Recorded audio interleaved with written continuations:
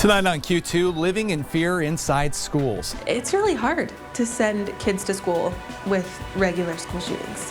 What should be a student-safe place now turning into grounds for violence. So much so that some fear we're becoming desensitized. Plus caught on camera. When I came down here, the police were already on scene. They let us know that they were basically robbed at gunpoint.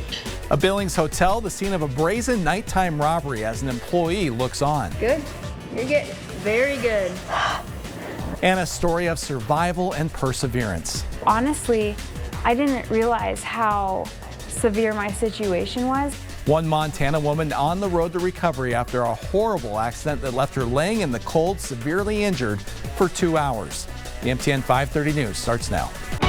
From Montana's news leader, this is the MTN 530 News. Good evening and thanks for joining us on this Tuesday. I'm Keagan Harsha. Well, this is a number that should disturb you. 83. That's how many school shootings have occurred in the United States so far this year, on track to set yet another record. 27 of those were on college campuses, 56 on K-12 school grounds. Just this week, school violence was thrust back into the spotlight when a 15-year-old opened fire inside a private Christian school in Madison, Wisconsin, killing 2 people. Several others were hurt. The motive is still unclear. What is clear, though, is that these numbers are concerning. But sadly, school shootings have become so common, we rarely hear about most of these crimes. Tonight, our Matt Carmack dives deeper into the issue in a story you'll only see here on Q2. Tuesday's school shooting in Madison, Wisconsin was the 487th mass shooting event in the United States this year. That's more than one per day. And a local Billings mom and author is saying our society has become desensitized to this issue, and ultimately it's hurting our school children. It's any parent's worst nightmare, sending children to school for them not to return home.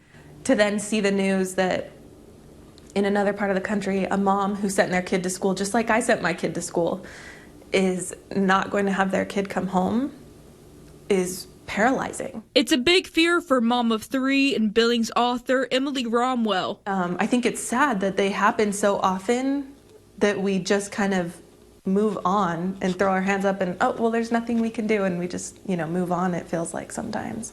When her oldest child entered kindergarten, she wrote Listen, Run, Hide, a children's book about what to do in those terrifying circumstances. A hard conversation to have with such young children. At the end of the day, kids are experiencing mass shootings. They might not be in the room when one is happening, but they are experiencing drills, or they are hearing about them from friends, or they will eventually grow into awareness. These lockdown drills are a normal occurrence at schools all across School District 2. But even the drills themselves can be alarming. When it's not planned or we don't know about it, I get a little bit concerned, but I know I'm safe in the classrooms. Yeah. I just think that something really bad happened and I just get scared. I feel like our school is very secure, but people could still break in and hurt others. So I get scared too. Romwell fears this mentality will spread to her children as well, as school shootings are on the rise in the United States, with 36 10 years ago, 52 5 years ago, and over 80 just this year. So much so that we are becoming desensitized to mass shootings. I think it's important to realize that we do have a duty to be talking to our kids about this, and even as they grow older and grow into an adulthood, to talk to them about how other countries don't have this problem. In Billings, Matt Carmack, MTN News. Well, fortunately, Montana has not been home to many of these school shootings, but we are not immune. Since 1970, there have been 5 recorded school shootings in our state, with 2 of those resulting in deaths. The first one happened on December 4th of 1986 in Lewistown at the high school there. In that shooting, a 14-year-old student, upset over a failing grade, shot at a French teacher. 1 person was killed, 3 others were wounded. The second shooting coming at Margaret Leary Elementary School in Butte on April 12th of 1994. In that case, a 10-year-old student shot at what the suspect considered to be a bully on the playground. The gunfire actually missed that student but struck and killed another. Former Montana Governor Steve Bullock's nephew, Jeremy, was the victim in that shooting. Well, in the wake of school violence, nowadays it's not surprising to see a police officer or a school resource officer walking through the hallways on a daily basis.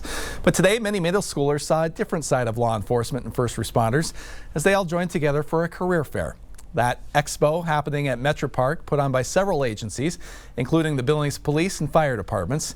The expo gave students a first-hand look at life as a first responder, and the middle schoolers definitely loved the opportunity. I think just seeing that and understanding what we do on a daily basis gives them a better opportunity to understand and start planning for those future goals. We learned about like the hostage things and how they like talk to people. I learned a lot because I didn't know that firefighters go on jet skis to save people. I thought they just went like on fires. Boats. Yes, I learned that like the dogs can like sense or smell anything, and they're really smart. The Public Safety Expo also opened to the public at 2:30 this afternoon. Well, now to a brazen robbery all caught on camera. It happened Friday morning around 3 o'clock at the Roadway Inn in downtown Billings. Take a look at this as two suspects enter the lobby at the Roadway, with one of them trying to steal the cash register. Meanwhile, the employee is seen remaining calm, while one of the thieves tries to force open the register and steal money inside. Well, none of that seems to work, so the suspect just grabs the entire register, breaking it off from the computer. The hotel did file a police report, but it's not believed anyone was injured in this robbery. Employees at the Roadway Inn, though, described just how scary this was. When I came down here, the police were already on scene. They let us know that they were basically robbed at gunpoint. The individuals who had the guns and everything took the whole entire cash register, broke the computer. As you can see in the videos, it just took it out. And we're going to have much more on this scary robbery tonight at 10 o'clock. Here's a live shot with the Stockman Bank weather cam, where the temperatures were pretty close to average today. 4 degrees above average in the morning, 3 degrees above the seasonal average by the time we got to the afternoon.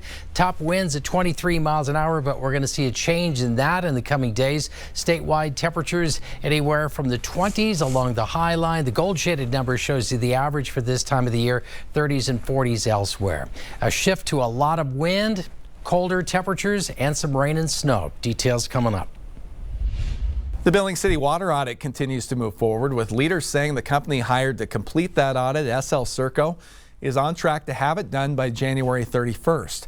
Right now, that firm out of Minnesota is working in a couple of phases of the project, the first being a data analysis of 37,000 files. Well, that includes looking at the residents' bills for 2 cycles before the software conversion, and then comparing those with 2 periods of bills after the software conversion. The company's told the city they're about 45% done with that process. The second part of this is they're working on swapping out meters that were all randomly selected for testing. City Administrator Chris Kukulski says all of those meters are now out and are waiting to be shipped to a third party for testing. The city ordered that audit in late October after residents experienced unexplained high water bills for months after the Public Works Department changed that billing software. A Montana woman is recovering in a rehab facility in Billings tonight after being involved in a near-deadly accident on a dirt road near Colstrip. That accident threw Corey Spire from her truck, breaking multiple bones and leaving her laying in 20-degree weather with no way to move. In tonight's Your Health Matters, Charlie Klepp shares more details on the incredible rescue and her impressive mindset as she now works toward recovery. I remember a lot of blood. My face was covered in blood. The details are sparse.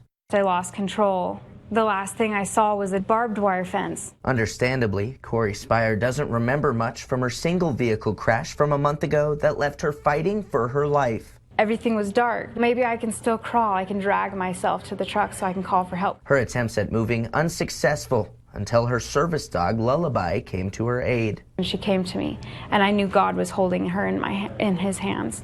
With the help of Lullaby, eventually a driver stopped to help. Spire suffered multiple injuries, including a broken tailbone, shattered pelvis, broken arm, and perhaps most significant, a traumatic brain injury. So this one would be a triangle. Which is why Spire has spent majority of the last month here at the Montana Rehab Hospital in Billings, rehabbing both her mind and her body. She really struggled with her memory, problem solving. Corey was in a lot of pain. We were working on a lot of that pain management, balancing functional mobility with what absolutely needed to be done. Those early challenges daunting, Yet Spire never flinched. It's been really amazing to see how she's overcome the injuries. The way that she talks about her experience and how she keeps it so optimistic after everything she's been through, it's really inspirational. Her toughness crucial. However, her most important quality is her positivity. It's easy to see in her mindset. I had my birthday in the hospital. A lot of people said,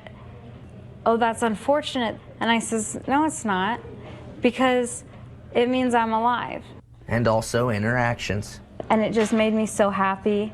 And I see people smile when they look at it. Spires has painted these murals in the facility with her non-dominant hand, trying to spread some positivity. The art is like a therapy for me. And while she's got plenty of that therapy left, she remains grateful for every moment. To all my friends and family and the strangers who stopped and the people here, I'm so grateful. In Billings, Charlie Kleps, MTN News.